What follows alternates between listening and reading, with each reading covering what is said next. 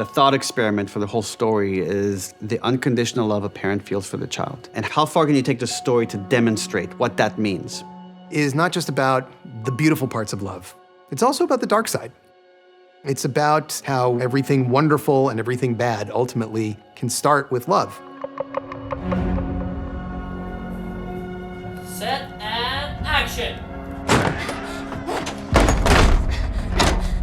It's me! Here we are at the end, and we go all the way to the very, very beginning of Ellie, which is her mother, Anna, played by Ashley Johnson, who is the true beginning of Ellie because Ashley played Ellie in the game. And Ashley is spectacular here.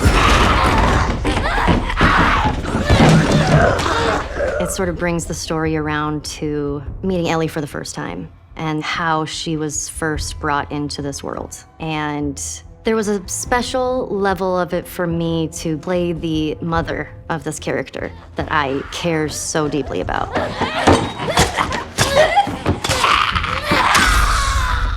It was the first time I've ever had to do a giving birth scene, and it was an incredible day. You're dealing with real babies, which that is usually hard, but they connected so well, and it shows how strong Ellie is, of where she came from and what she had to go through, and that even her mother had such a fight to live. By this point, watching the series, if you've played the game, you have a new Ellie in your mind. And I need to understand why she is immune, but I also need to understand how much she was loved. And there's this genetic connecting between the two Ellies that we know, and this moment connects them together.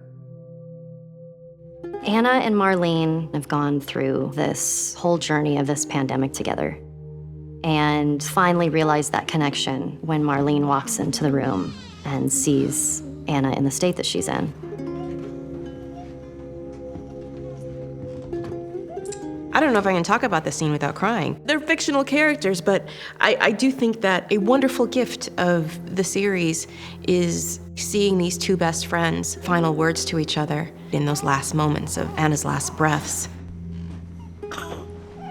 Her name is Ellie.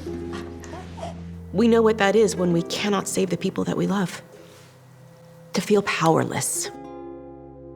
And Marlene certainly does in that moment, because Ellie is the child of her best friend since childhood, who she had to execute. It's something that Neil told me about early on, and it made my jaw drop, and I said, we must do that. And that's how we begin our final episode. There's this moment, and we really just follow the game here very closely because it's so beautiful, where they encounter a giraffe. It's a joyful moment for Ellie and for Joel, seeing Ellie finally be a glimmer of who she used to be after the trauma that she faced. Everything that she'd experienced hasn't just gone away. It's just this moment of beauty. So precious, it's almost sad. But then from speaking to Craig, I realized it was just living the truth of it, which was, it was bittersweet, but still so, so beautiful. So fucking cool. There's just a moment of awe and wonder in this world still. And the beauty of it is such that we understand why the ice melts between them. He's still trying to keep her with him and saying, we don't have to keep going. Let me just take you back with me. And she's saying, no, we have to go out and finish it. We finished what we started. I get emotional just thinking about it because it's their closest moment where Joel finally tells her the true story about how he got his scar. And it was not because some guy shot at him, it's because he tried to kill himself and he missed. But he's glad he did. And she thinks she understands the lesson here, which is you'll get over this. He lost a daughter, he was crushed, he wanted to end his own life, he didn't. So time heals all wounds, I guess. It wasn't time that did it.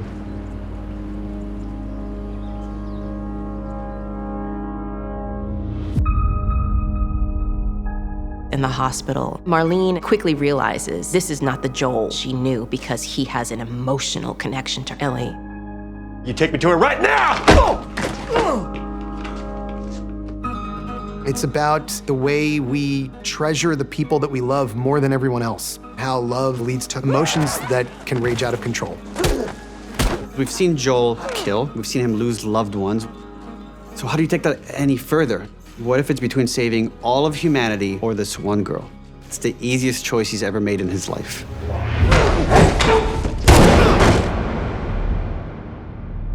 What would make one choose one thing over the survival of humanity, essentially?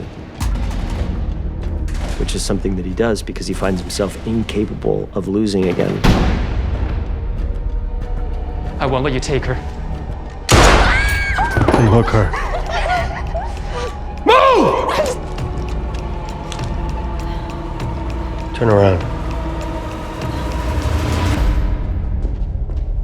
Can't keep her safe forever. No matter how hard you try, no matter how many people you kill.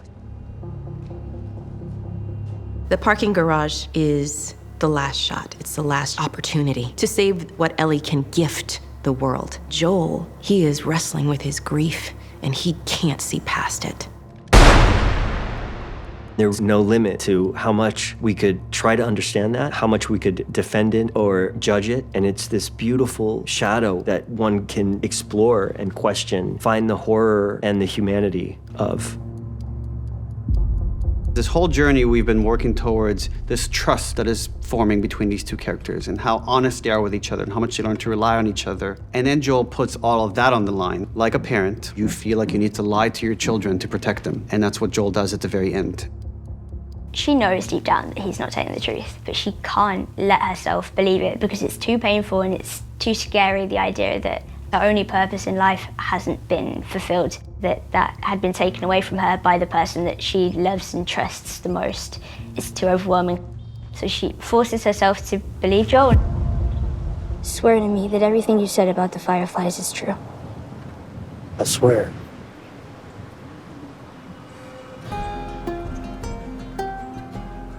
Time doesn't really heal anything. It just makes it fade. But people heal things. And in that moment, you understand the depth of what she means to him. And the horror of it all is that that's why the ending has to be the way it is. The ending is something that people have been arguing about for over a decade. Should Joel have done what he did? And a lot of people will say no, and a lot of people will say yes. In the end, the only thing we can be sure of is that we understand why he did it, and we understand that Ellie would not have wanted him to do it.